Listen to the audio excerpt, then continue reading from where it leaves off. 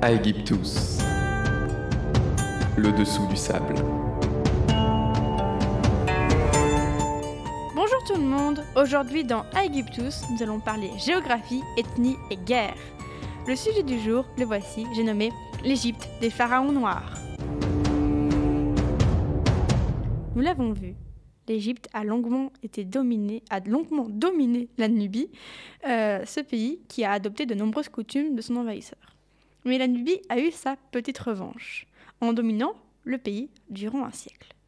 Tout d'abord, petit focus sur la Nubie. Avant la conquête de l'Égypte, le pays est divisé en 3 régions. La Haute-Nubie, la Basse-Nubie et le Kouch. Le pays de Kouch, donc.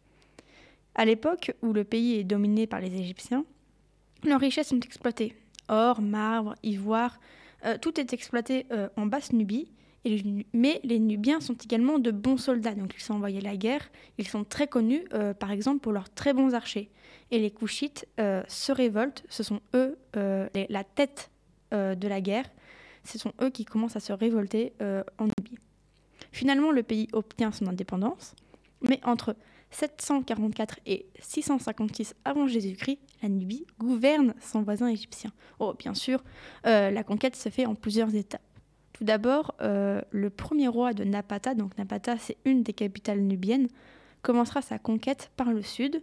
Il va réussir à conquérir presque la majorité de la Basse-Nubie. Donc la Basse-Nubie qui est donc juste en dessous de la Haute-Égypte. Ouais, tout ça c'est très logique. Hein. Il se couronnera lui-même pharaon sous le nom de Maatré. C'est un mélange des dieux égyptiens Maat, donc déesse de la justice, et Ré, le dieu soleil. Un plutôt beau symbole de paix et pour les habitants égyptiens de cette Basse-Nubie. Son fils, Pianki, va achever la conquête du pays et il va fonder la 25e dynastie. Mais il fut un peu plus stratège que son père. Donc, pour conquérir la Basse-Égypte, la fin de la Basse-Égypte qui s'étend jusqu'à la ville de Thèbes, il s'est allié au prêtre d'Amon. Parce que autant Maatré, lui, il s'est dit, tiens, on va faire la guerre, on va tout défoncer. Autant lui, Pianki, s'est dit, tiens, les prêtres d'Amon, ils sont quand même facilement corruptibles. Bon, on va adopter leur culte, on va leur filer plein d'argent, plein de richesses, ils nous laisseront probablement rentrer. Et c'est ce qui se passe. Il dépasse Thèbes et il continue son invasion. Donc, grâce à cette puissance des prêtres d'Amon, l'Égypte est de plus en plus dominée. La Haute-Égypte, donc, qui s'étend des côtes jusqu'aux côtes méditerranéennes, lui a posé plus de problèmes. Elle est cosmopolite. En gros, c'est une zone qui est très, très concentrée. Il y a énormément d'ethnies différentes. Donc, on a forcément des Égyptiens, mais on a aussi des Libyens ou des Hébreux. Et donc, les Libyens sont bien décidés à défendre leur nouvelle patrie parce que les Libyens, ils tentent eux aussi de piquer leur part du gâteau égyptien. Hein. Ils ont constitué et continué à envahir l'Égypte. Ils ont créé chacun des mini-royaumes, des petites cités-États et d'autres petites chefferies. Donc, chacun domine son petit bout de territoire, etc. en Égypte. Mais bon, vous l'avez deviné, notre Pianki, il a réussi à presque tout conquérir. Il lui manque que le delta. Le delta, c'est ce petit triangle très fertile de Nil et de champs et qui lui reste farouchement opposé. C'est une région qui résiste longtemps à l'envahisseur. Et notre petit conquérant finit finalement par rentrer à Napata, sa mission terminée, pour bâtir un temple à Amon dans cette ville nubienne et il ne rentrera jamais en Égypte, il mourra là-bas. Le successeur de Pianki, c'est Shabaka.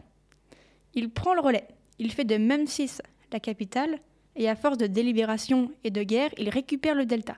Donc ça y est, l'Égypte et la Nubie sont unifiées, c'est plus qu'un seul et grand pays, et tout de suite, il met en place une grande politique de tolérance, il respecte tous les cultes, mais il ne fait pas que ça, il remet bien d'aplomb l'économie du pays.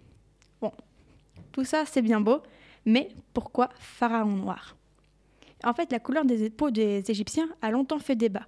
Et finalement, on arrive à une grande variété d'ethnies différentes. Si la plupart avec des caractéristiques plutôt européennes, nous savons qu'au fur et à mesure du temps, au fil des conquêtes, il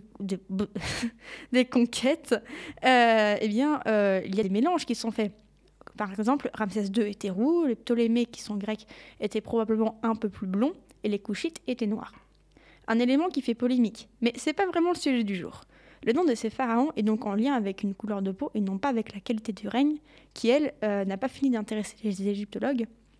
Les liens entre la Nubie et l'Égypte sont très étroits, même s'ils ont fini par se fissurer. Alors, y avait-il du racisme dans l'Antiquité ? Et oui et non.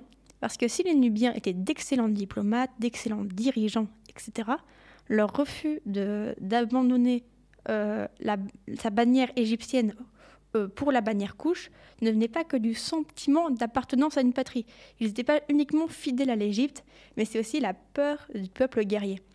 Parce que les Nubiens étaient tellement doués au combat qu'ils faisaient peur, ils faisaient vraiment fureur au combat, ils étaient considérés comme des sauvages, donc ils étaient vraiment pendant un temps considérés comme des sous-hommes avant d'être extrêmement respectés parce qu'ils ont vraiment remis le pays d'aplomb. Et donc le règne de ces pharaons noirs a eu 2 chutes. La première, c'est celle de Taharqa, qui fait suite au ravage de la peste. Donc, comme la moitié de son armée est décimée par la maladie, il ne peut pas se défendre face aux Libyens et aux Assyriens qui décident d'aller récupérer l'Égypte, soyons sympas. Et donc, il a dû s'enfuir à Napata, où il va mourir. Et plus tard, son descendant Toutankhamon va reconquérir l'Égypte en entier, en une seule invasion, beaucoup plus fort que ses prédécesseurs, mais va le perdre juste après et sera chassé, comme son père, par l'Assyrien Assurbanipal. Et ce fut la fin. Pourtant, Kouch faisait si peur aux Assyriens qu'ils mirent à sac la Nubie entière, créant une rupture définitive donc entre l'Égypte et Kouch.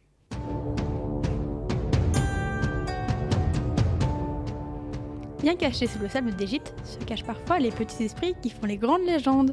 À bientôt pour voir ce qui se passe sous les sables d'Égypte. Aegyptus, le dessous du sable.